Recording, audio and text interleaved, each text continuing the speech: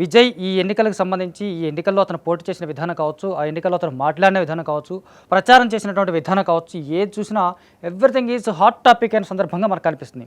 అయినప్పుడు కూడా ఇతను ఎక్కడ గెలుస్తాడా లేదా, ఇతను ఏ స్థానంలో ఆగిపోతాడు, లేదంటే ఇతను మూడో స్థానంలో ఆగిపోతాడా, లేకపోతే ఎన్నికల ఓట్ల పర్సంటేజ్ ఎంత తక్కువగా వస్తుంది, ఎంత ఎక్కువగా వస్తుంది, మహా అయితే ఒక 10 నుంచి 12, మహా అయితే ఒక 15% మాత్రం ఓట్లు తెచ్చుకునేటువంటి అవకాశం ఉంది.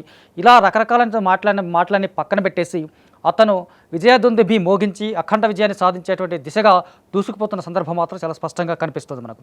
విజయంలో త్రిష పాత్ర ఏంటి, త్రిష ఎలా ఉండబోతుంది, త్రిష రోల్ ఏంటి, నెక్స్ట్ రోల్ ఏంటి అనేది మాత్రం ప్రస్తుతానికి ఒక హాట్ టాపిక్గా కనిపిస్తుంది, చాలా వైరల్ న్యూస్గా కూడా కనిపిస్తుంది. నిజానికి విజయ్ ఇప్పటికే 2 నియోజకవర్గాల్లో పోటీ చేశాడు. ఒకటి తిరుచి ఈస్ట్ అని చెప్పేసి, తర్వాత పెరంబూర్. ఈ పెరంబూరు ఈస్ట్ రెండు కూడా గెలుపు దిశగా దూసుకుపోతాయి, గెలవడం ఖాయంగా కనిపిస్తోంది. మరి 2 స్థానాల్లో గెలిచిన తర్వాత ఒకటి స్థానాన్ని ఖచ్చితంగా ఖాళీ చేయాలి కదా. ఆ ఖాళీ చేయాల్సినటువంటి స్థానం ఎవరికి ఇవ్వబోతుందని మాత్రం చాలా ఇండైరెక్ట్గా తెలిసిన విషయం ఏంటంటే త్రిష ఆ స్థానానికి పోటీ పడబోతుందని చెప్పేసి చాలామంది చాలా రకాలుగా మాట్లాడుకుంటున్నారు. తిరుచి ఈస్ట్ లేకపోతే పెరంబూర్, ఈ 2 నియోజకవర్గాల్లో విజయ్ ఏదో ఒకటి ఖాళీ చేసి మరొక స్థానాన్ని మాత్రం ఆ స్థానాన్ని త్రిషకి ఇవ్వబోతున్నాడు, త్రిషకు మా స్థానాన్ని కేటాయించబోతున్నాడు మాత్రం చాలా స్పష్టమైనటువంటి వార్తలు, చాలా సంకేతాలు మాత్రం క్లియర్గా కనిపిస్తున్నాయి. త్రిష ఖచ్చితంగా ఈ ఎన్నికల్లో పోటీ చేయాలని చెప్పేసి చాలామంది భావించారు, చాలామంది అడిగారు.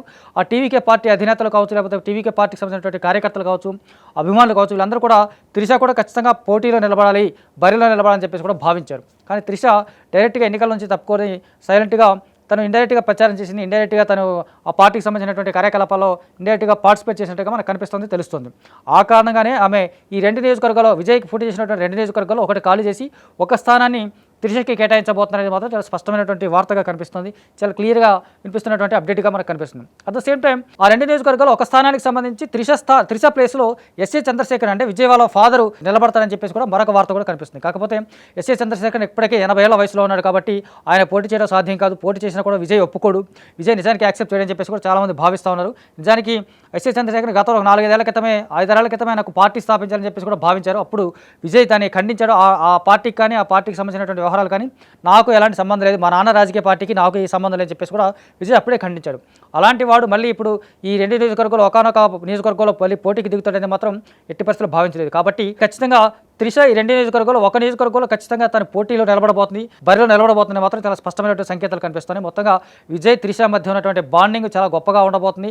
అంటే డైరెక్ట్గా ఓపెన్ అవుతారా, అంటే ఇండైరెక్ట్గా కంటిన్యూ చేస్తారా, లేకపోతే సస్టైన్ చేస్తారా, లేకపోతే ఎఫ్ఐఆర్ కొనసాగుతుందా, లేకపోతే ఓపెన్గా మాట్లాడుకుంటారా, అంటే నిజంగా వీళ్ళిద్దరు పెళ్లి చేసుకుంటారా, ఇవన్నీ పక్కన పెడితే కనుక ఆ 2 నియోజకవర్గాల్లో ఒకటి ఖాళీ చేసి త్రిషకి ఆ నియోజకవర్గాన్ని ఒకటి కేటాయించాలని మాత్రం చాలామంది భావిస్తూ ఉన్నారు, కోరుకుంటున్నారు కూడా.